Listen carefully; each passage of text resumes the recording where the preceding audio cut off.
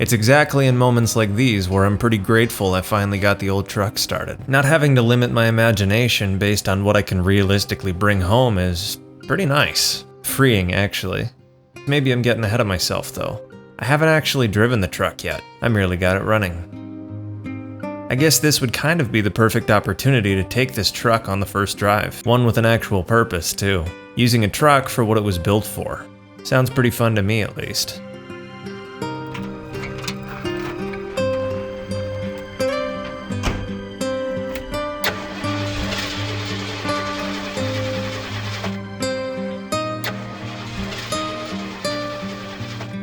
Maybe running and driving are two very different things. I mean, it's gotta be close, but it's just not there yet.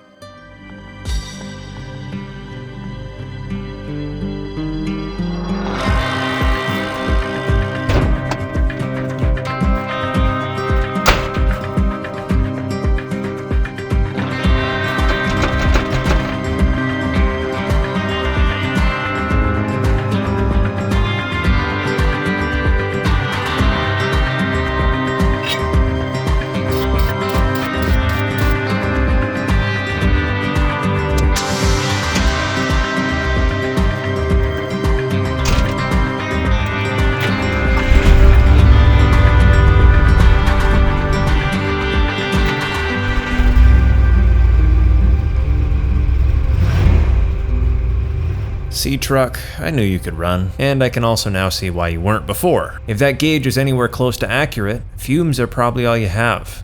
Should probably do something about that. After all, if I do give that gauge the benefit of the doubt, the gas station isn't even in range. I'm pretty much only expecting single-digit miles to the gallon, which isn't the best, but hopefully they'll at least be fun.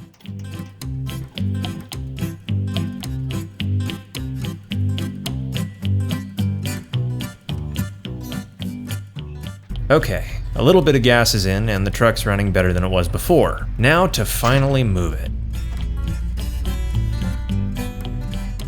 Come to think of it, is the carb even adjusted well enough for me to move it? According to my mechanic friend, if it fires back up without hesitation after it's warm, then usually the adjustment's not actually that far off. So that's kind of what I'm hoping for. I just gotta wait till she's up to temp.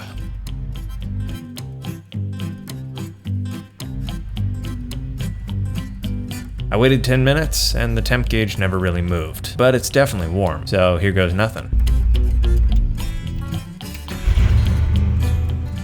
And she fired right up, meaning I can technically try and move it now, for what basically is the first time this truck moved under its own power in a couple years, which is kinda cool.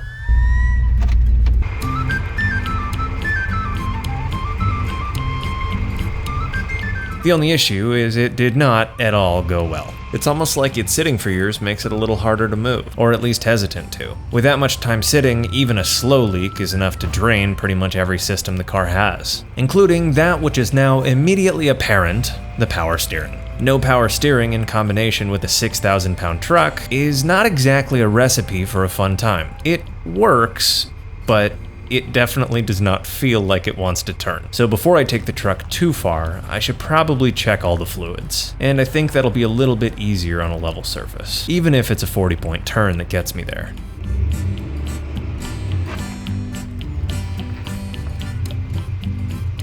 Still, it's hard to be mad at this thing. Even if it protested every single second of it, it did move itself. The issue is that pretty much every system, other than brakes surprisingly, was unhappy. The brakes were the only thing that actually felt like they worked as they should. They weren't good by any means, but the car stopped as you would expect. The power steering was the most apparent issue. And just quickly looking at the reservoir, it's bone dry, which would absolutely explain it. The only other strange thing I noticed was the transmission. It seemed like in drive or reverse, it didn't really want to move forward unless I gave it throttle, and I don't know what would really cause that, but one thing I can think of is the fact that there's no transmission fluid. Yikes. Guess I'm glad I didn't drive it very far. And this is one of those weird fluids that you need to check with the car on and in park. So once again, I need to go to the parts store without the truck, a vehicle that is currently not fulfilling the purpose it was designed for. At least the wagon works.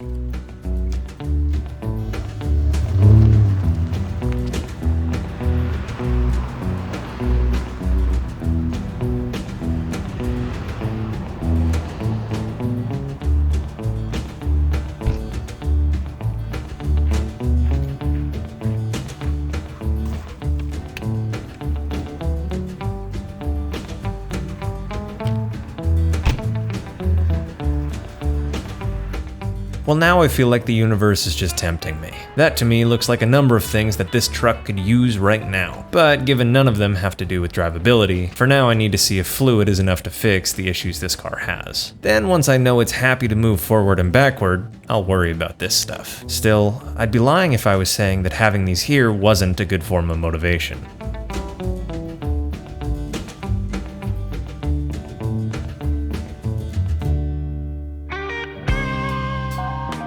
And the first way to try and fix it is to just simply add fluid to it. It looks like one of the fittings on the bottom of the reservoir was leaking, and since the truck was sitting for a while, even a small leak like that could drain the entire system. All I can really hope for right now is that the pump is still fine. Easy enough to test too. Fill the system with fluid and see if steering comes back.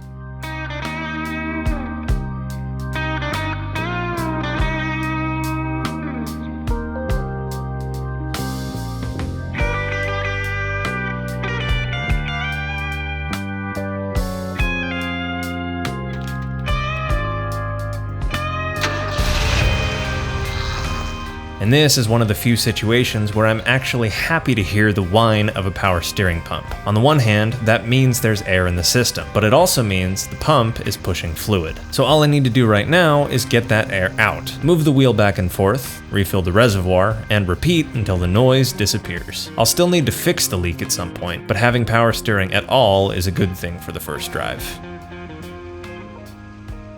The next issue is actually a little bit more concerning. The transmission didn't exactly seem like it enjoyed moving forward or backward. In fact, it almost didn't seem like it was engaging drive or reverse. So I'm hoping fluid is going to do the trick. When I checked it before, there was nothing on the dipstick. So what I did was add enough until I could see it again, and then went in the car, turned it on, and cycled through all of the gears. And this basically just starts pumping fluid through the transmission, like it would if we were actually going to take it for a drive. And almost immediately, I noticed that this made an improvement. Now the truck moves forward and backwards at idle, which is exactly what it's supposed to do. I inched forwards and backwards for a couple minutes just to see if I could heat up the transmission a little bit, and then I put it back in park and went out to check the level again. Still a little bit low on fluid, but this time there was at least some on the dipstick. So I added more and repeated the process. Once again, this is a situation where time compounds. It's not actively dripping or anything, but even one drip a week could make the level too low if it's years we're talking about.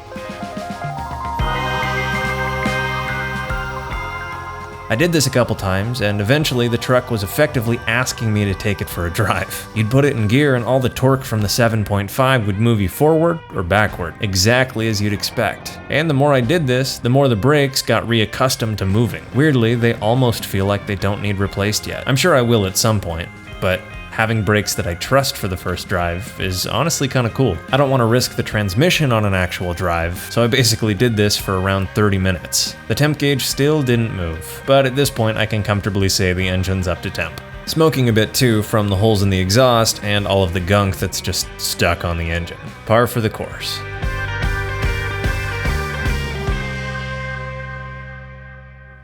I also figured since I was already in the world of fluids, I should change the oil on the truck. If you can even call whatever's in here oil. I think it's thinner than water, so I don't really know what the word is for it. Either way, it was old enough it was time to be replaced. And I can confidently say that due to the viscosity being so low, this was probably the fastest oil change that I've ever done. It drained pretty much immediately, and I didn't have to stop and wait around for it to stop dripping either. Plus, the filter was no different, full of the same old oil. Looks like coffee more than anything. After dropping the drain plug into the oil and having to fish it out, it was time to put the new stuff in. And since this oil was that nasty, what I'm gonna do is plan on doing another oil change in a couple miles just to help flush the system. This stuff is dark.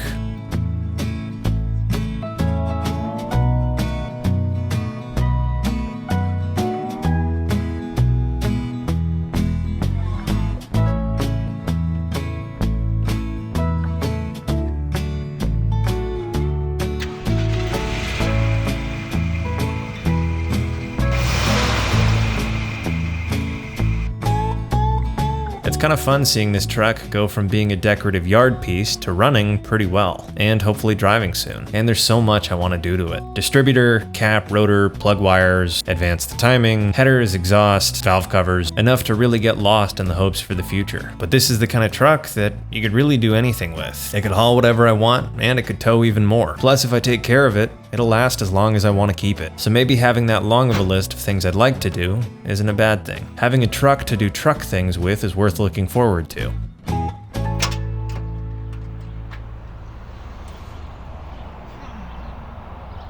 Too bad, right now, the last thing I want to do is sit in it. The dash pad's cracked, there's about 7 floor mats on the ground, with what looks to be the mirror, and even a bottle jack.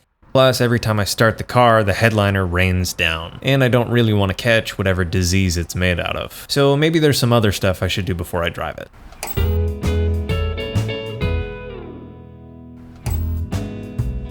Starting by simply cleaning the truck, figuring out what is actually in here. And there's a lot, most of it trash.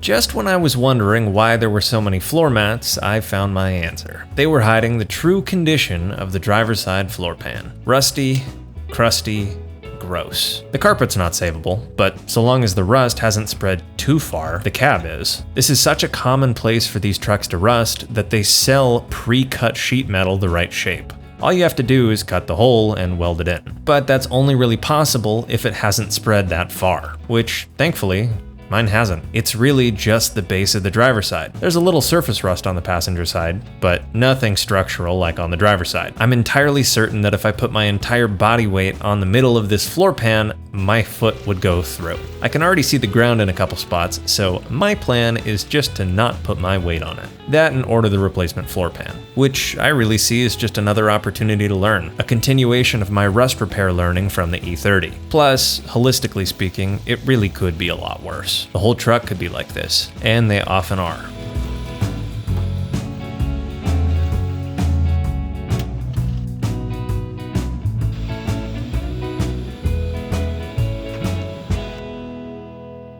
I also made the executive decision that no headliner is much better than this headliner. At least then I don't have to worry about looking up and getting whatever this is in my eyes. From what I can tell, it's quite literally made out of cardboard. Then it's just got some sort of upholstery on one side. So it's something that I could just make a replacement for rather than buying one, which is kind of cool. For now though, this is a lot less hazardous. The sound deadening up there is in pretty good shape, so I don't see that falling on my head.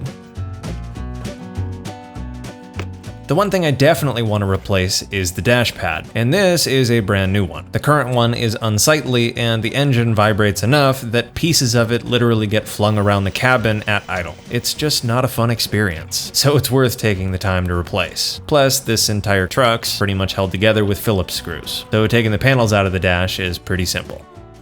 Then it's just a matter of reaching my hand back there and undoing the 10 bolts that hold it in place, which was a lot more annoying than I initially thought it would be. There's just not a lot of room and everything is sharp metal, so my hands were not the happiest, but it had to be done.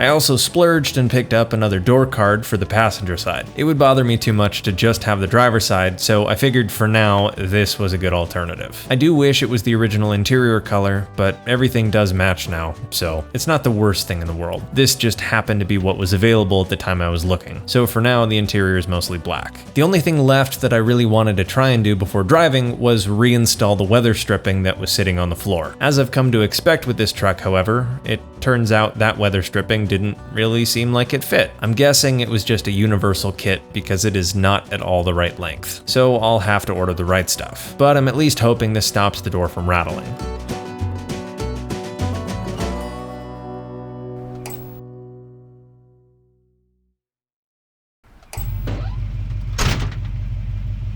Well, nothing to it but to do it. I guess it's time to see if the truck can make it to the gas station. And to be brutally honest, unlike all the cars I've gotten back on the road, I have no perspective as to what driving this is going to feel like. I hope I enjoy it, but more than anything, I just hope I can make it to the gas station, so that finally I can use this truck as a truck, rather than just something decorative.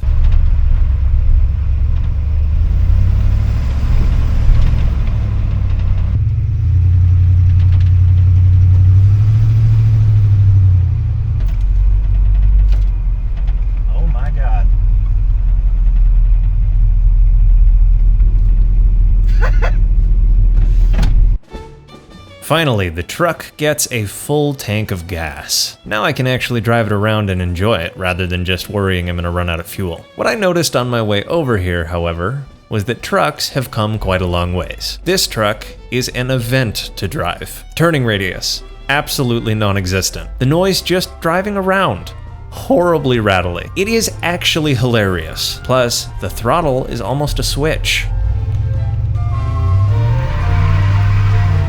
If you're not already moving and you open the secondaries even a little bit, you're doing a burnout, whether you want to or not. The suspension is horrendously bumpy. The play in the wheel? Well, it's about half a turn. You can see through the floor. It smells like gas from the copious holes in the exhaust. And the whole experience summed up into one word: sketchy. But for some strange and, to me, unexplainable reason, it is an absolute blast. It's slow, but the torque curve is as vertical as a wall, so the second you touch the throttle, you're shoved back in your seat. Sketchy as all get out, but it's fun. Plus, to add to that, it's a vehicle with utility. Sure, it would probably get negative miles to the gallon, but it has a bed and a towing capacity that I will probably never reach. So bright and early tomorrow, I can take this truck to the hardware store for the very first time. Quintessential perfection. A goal finally achieved. Or so I thought. You see, as I pulled into my house, I heard back from my insurance agent. My insurance cards were on the way. There was just one teeny little detail that seemed new to me. So small that you wouldn't normally notice, unless that detail happened to be the one reason you bought the vehicle. You see, in the glorious state that I live in, if a truck is registered as a classic, you're not allowed to tow or put anything into bed. The classic title makes those features decorative. And at this point, that was news to me. And I can't say how much that's actually enforced, but the DMV did confirm it was a rule. So I stood there with two simple questions in my mind. Is this really still a truck if I can't use it as a truck? And what, oh what, am I going to do since I actually need one? Thank you for watching. If you enjoyed the video, consider dropping a like and subscribing for more. That's the best way you can help support me and my content. Either way, I'll see you guys in the next episode. Thank you again. Have a wonderful day.